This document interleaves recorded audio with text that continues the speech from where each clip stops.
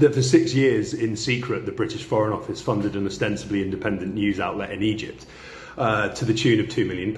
Its coverage was in both English and Arabic. Its reports were picked up by local and international media in the manner of a newswire. This was by design. It was established at a highly significant time politically in October 2011. This is when Cairo is, of course, preparing to embrace representative democracy for the very first time in its history, and Western powers, in particular Britain, Cairo's former imperial overlord and its biggest investor in the modern day, were extremely anxious about the prospect of the Muslim Brotherhood seizing power. Aswat Masriya granted London an enormous degree of narrative control as events unfolded in the country, and we see this from its coverage. It undermined Mohammed Morsi, it promoted the bogus student group Tamarod, which leaked recordings, of course, subsequently revealed was covertly created by the Egyptian military chiefs and financed by the UAE.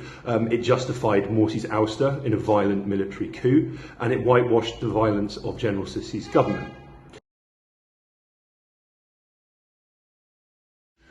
We approached Reuters, the Thomson Reuters Foundation and the Foreign Office, of course, but we heard nothing back. The Grey Zone has previously spoken to Reuters, though, due to a leak of separate documents revealing that TRF, the Thomson Reuters Foundation, an alleged charitable arm of Reuters, was contracted by the British Foreign Office to carry out covert operations weakening the Russian state's influence.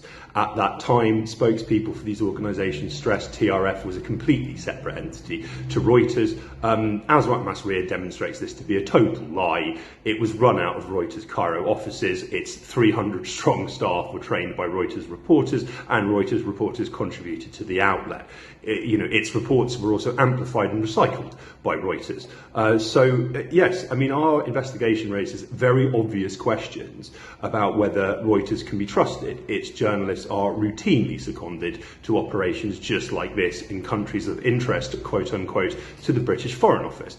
Do its journalists really stop being agents of the British state when they return to their day jobs as objective, neutral reporters?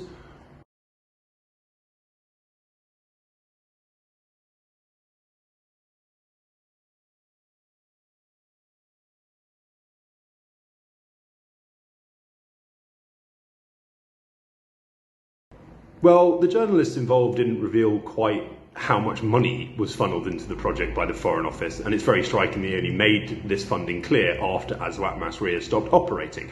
On the first point, the sheer scale of the funding, which, yes, was completely secret throughout Aswat Masriya's existence, is truly extraordinary.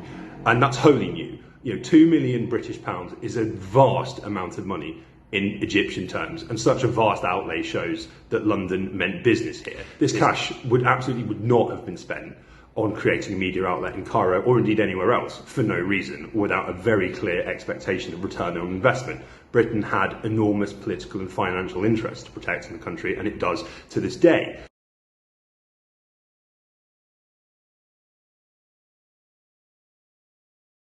As I say, Aswat Masriya operated out of Reuters' Cairo offices. It was, to all intents and purposes, a Reuters asset, publicly posing as an independent grassroots news portal. It wouldn't have existed were it not for Reuters. But I think that more significantly, the reason why I say that Reuters helped overthrow Egyptian democracy was that it was Reuters who led the charge on misreporting on the size and nature of anti-Morsi protests in late June and early July 2013. Which were fundamental to the president's ouster. As I noted in my investigation, it uncritically repeated briefings from military chiefs that there were 14 million demonstrators on the street. They verified the total as credible, while admitting it did seem implausibly high. I mean, because it was completely ludicrous. There were 1 or 2 million at the absolute most. But this figure was picked up the world over, and it helped frame the narrative that Morsi was hated by the majority of Egyptians and they wanted him gone, when polling put his support at 53% of the public. That is a figure that many Western leaders, can only dream of securing today. And then the army stepped in and they explicitly used the protests, the alleged size of the protest, to justify, what was a military coup, which they claimed was not a military coup. Were it not for the intervention of Reuters, Sisi may not have been able to justify his seizure of power, and Egypt might be a very different country today.